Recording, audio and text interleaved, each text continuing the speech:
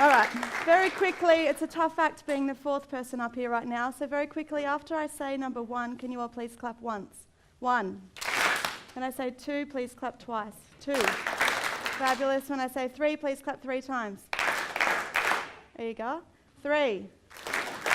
Brilliant. When I say 4, please clap and grunt. 4.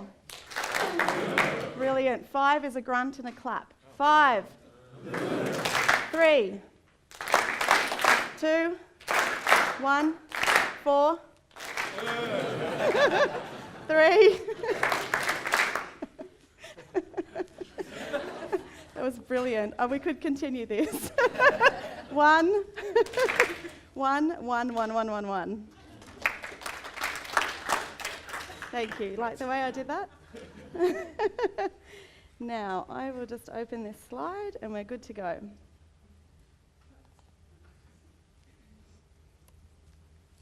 And we will take this. Excellent. Okay, distinguished guests, ladies and gentlemen, change makers. Just like the other inspirational speakers that we've had so far today, I'm going to talk a little bit about my story and what inspires me. And at the end of it, I'm not going to sell you a book. I'm not going to sell you a CD, but I am going to sell you an idea. Is that okay with everybody? Brilliant, brilliant. So, sport has the power to change the world. Sport has the power to unite. It has the power to inspire in a way that little else can. Nelson Mandela spoke these infamous words during a Nobel Peace Prize ceremony in 1993. I've seen these words come to life, and today I'm going to share with you my passion, Sport for Development, which is all about using sport for more than sport. Now, first up, I have a confession to make. I have never been an Olympian. It's true. I did once try out for the Olympic women's bobsled team in Melbourne, but I didn't make it. When it comes to sport, I'm a jack of all trades, master of none. My 2 favourite sports are wheelchair basketball and rugby union. That's me, number 15, with my National League team. And yes, able-bodied people can play wheelchair basketball. There's a rule that you can have 2 able-bodied players on the court per team. Obviously, I can't play in the Paralympic Games. And yes, women can play rugby. I've played rugby whilst working and studying overseas in Belgium, in Norway, in Germany, and in Bangkok. Look how much fun I'm having. 3 pivotal experiences have really sparked my journey in international sport and development. The first was a visit to Nepal when I was in Year 11 as part of my Duke of Edinburgh Gold Award. I went to a remote mountainous village and I helped build a solar technology ablution block, which, yes, is a fancy word for a toilet.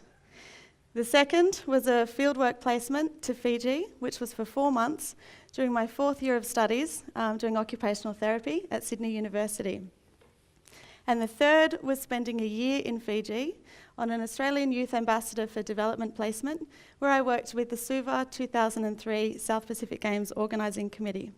And I chose to study occupational therapy because it was about helping people, and because it's about using activities that promote independence and promote quality of life. And in my 2nd year of uni, I found wheelchair basketball. It was right there in orientation week, in between slot car racing and a giant inflatable gladiator game where you could smash your friend off a post. And I played for the whole day, skipped class, and had the time of my life. But having these early experiences in developing countries really helped shape my values and also helped shape my career choices.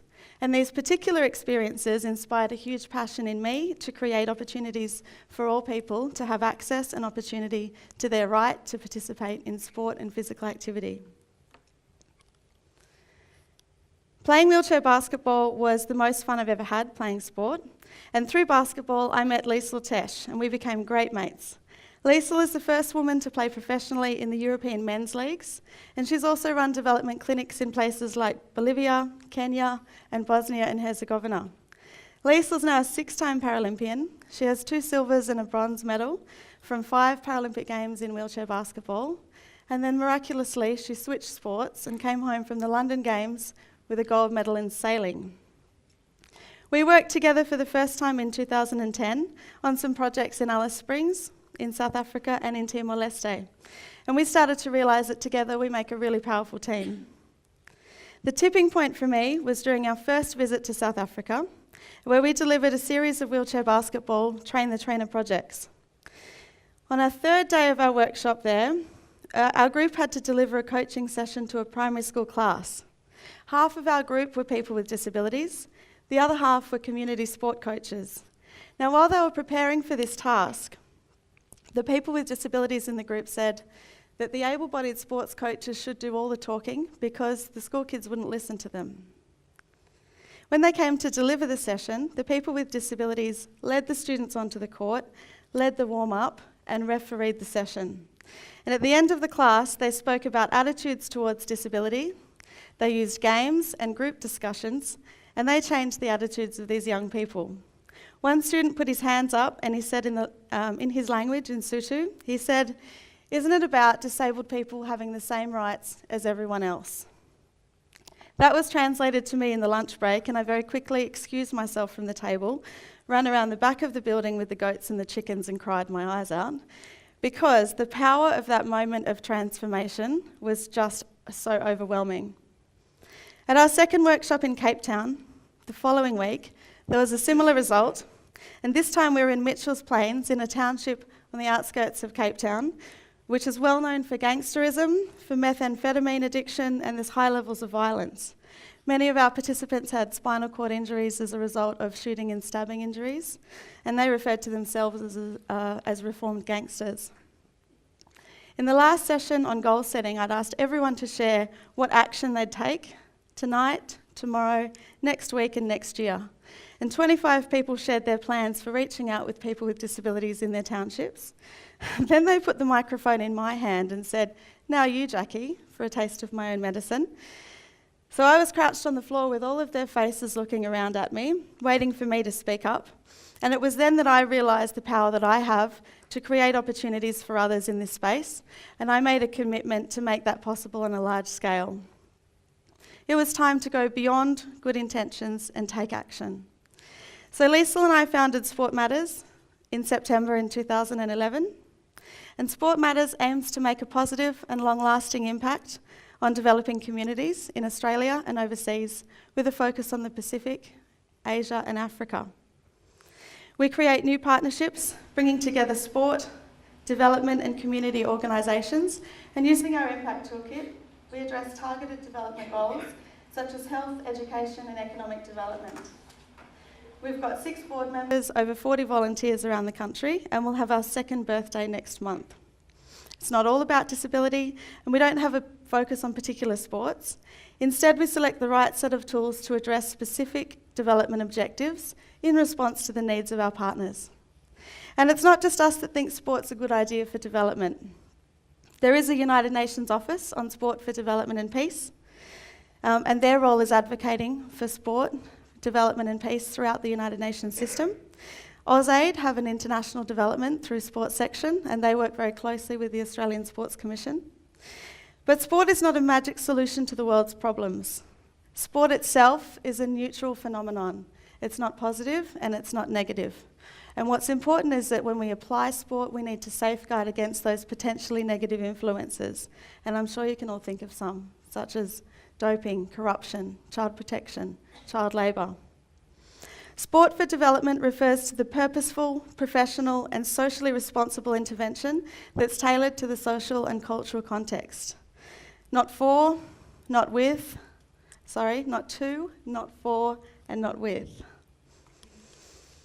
Last year, for example, we worked with Child Fund in Laos, and we designed a project aimed at making a difference through voice, power and agency for children and youth across 12 villages in the north of Laos. We trained 52 young leaders, and they're now having an impact on over 5,500 children and young people across those villages through weekly sport and play sessions and also inter-village sport events. And one of the outcomes of that project was having some of the village leaders add a new position to their leadership council, making a role for a young person to represent the issues of children and youth in those villages for the first time, which is pretty impressive. So the outcomes are outside of sport. It's easy to lose sight of the value of education when it's right in front of you, and I often see extraordinary efforts from individuals to access education. Like Abilio in Timor Leste, who has a physical disability. When he got too heavy for his dad to carry him to school, he had to stay at home. And Abilio came up with an idea to trade corn from his backyard for the use of his next-door neighbour's horse, so he could go to primary school. And I'm continually inspired by the countless people I meet that are doing extraordinary things to help themselves, to help their families, to help their communities, and to help their nations. Somebody asked me at a friend's birthday recently, but Jackie, who said, "You're so ordinary.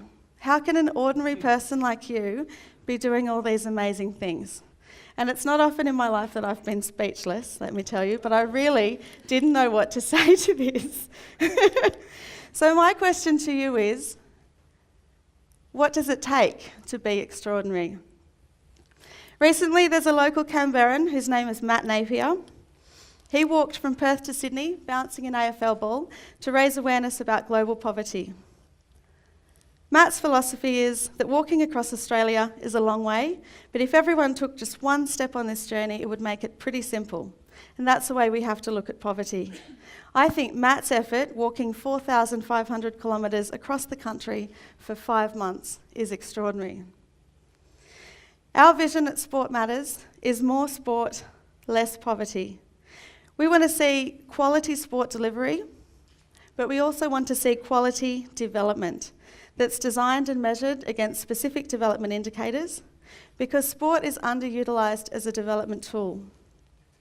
We'll work with sport organisations and also with development agencies to help them integrate sport-based projects into their work.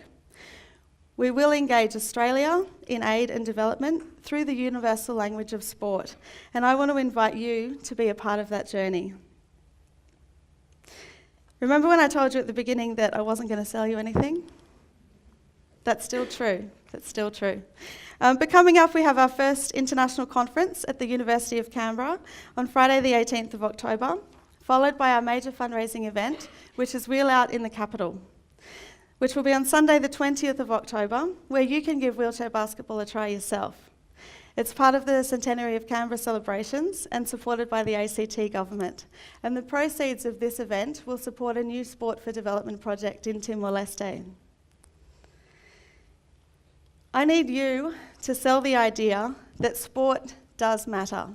So you can turn up here at this event, get involved, give this sport a try, and please come and talk to me afterwards and I'll help inform you of how you can get involved. Sport Matters is the first organisation of its kind in Australia, and we're taking action on a large scale.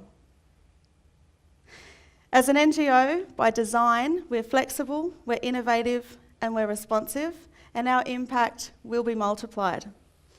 Remember the words of Nelson Mandela from earlier: sport has the power to change the world. To change, to unite, and to inspire. It's going to take extraordinary efforts from all of us to make a difference on global poverty. Good intentions are important, but what actions are you going to take?